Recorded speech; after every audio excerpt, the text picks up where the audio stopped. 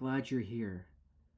The other day while I was reading the Book of Ruth, I found an interesting detail, and I never really thought about it this way until now. So let's turn to Ruth chapter 2, and we'll see what this special detail is.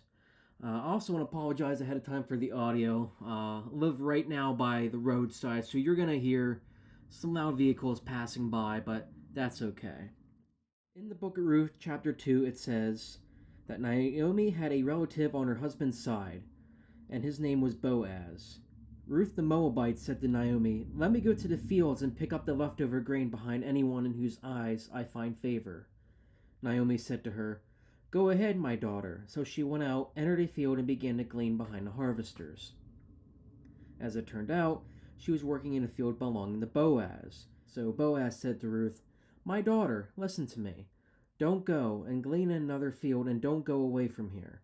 Stay here with the women who work for me. Watch the field where the men are harvesting, and follow along after the women.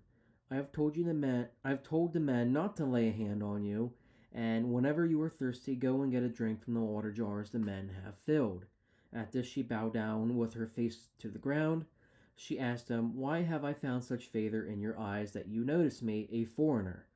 Boaz replied, "I've been told all about what you have done for your mother-in-law since the death of your husband, and how you left your father and mother and your homeland and came to live with a people you did not know before.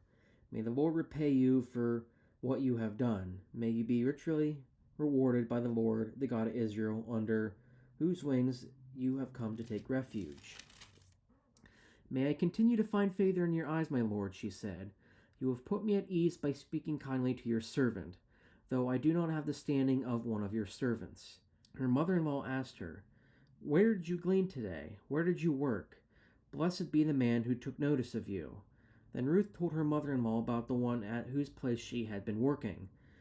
"The name of the man I worked with today is Boaz," she said. "The Lord bless him," Naomi said to her daughter-in-law. "He has not stopped showing his kindness to the living and the dead." She added, "That man is our close relative. He is one of our guardian redeemers." Then Ruth the Moabite said, "He even said to me, 'Stay with my workers until they finish harvesting all my grain.'" Naomi said to Ruth, her daughter-in-law, "It will be good for you, my daughter, to go with the women who work for him, because in someone else's field you might be harmed." So Ruth stayed close to the women of Boaz to glean until the barley and wheat harvests were finished, and she lived with her mother-in-law.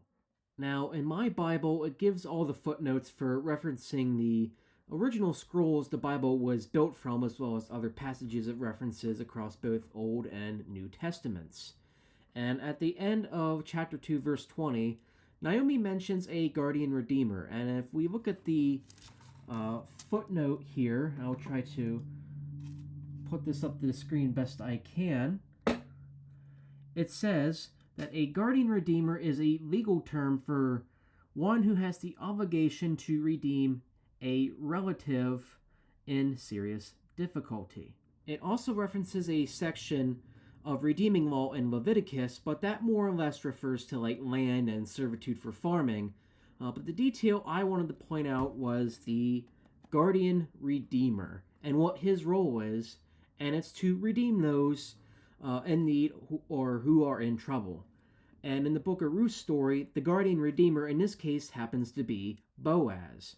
But you know who else is a guardian redeemer for us? If you answered Jesus, then you are most certainly correct. Because throughout the Gospels, is that not what he did? Redeemed people in serious difficulty, whether that's in sin or sickness, pain, sticky situations, and he gave them a chance to be redeemed. So, even looking at the book of Matthew, for example, he healed many people and fulfilled what the prophet Isaiah said, that he would take up our infirmities and bear our diseases. "Come to me, you who are weary and burdened, and I will give you rest," he says. Because it's also in the book of Matthew where he says that it's not the healthy who need a doctor, but the sick. We are the sick and sorrowful people who are to be redeemed by the guardian redeemer, Christ. The Son of Man came to serve and give his life as a ransom for many. Why do you think he specifically went to save the woman caught in adultery?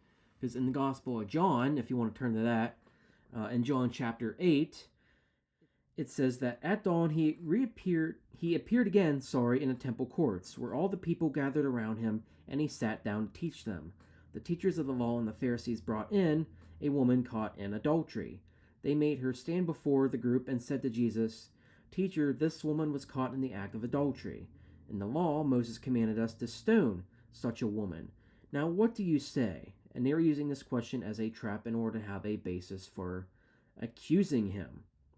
But Jesus bent down and started to write on the ground with his finger. When they kept on questioning him, he straightened up and said to them, "Let any one of you who is without sin be the first to throw a stone at her." Again he stooped down and wrote on the ground. At this, those who heard this began to go away one at a time, the older ones first, until only Jesus was left, with the woman still standing there. Jesus straightened up and asked her, "Woman, where are they? Has no one condemned you?" "No one, sir," she said. "Then neither do I condemn you either," Jesus declared. "Go now and leave your life of sin behind." So in this story, he redeems the woman who could have been stoned and could have gotten what she ultimately deserved, but he knew of her troubles and of her sin and decided to give her redemption instead. Right? That is Jesus, the guardian redeemer of this world.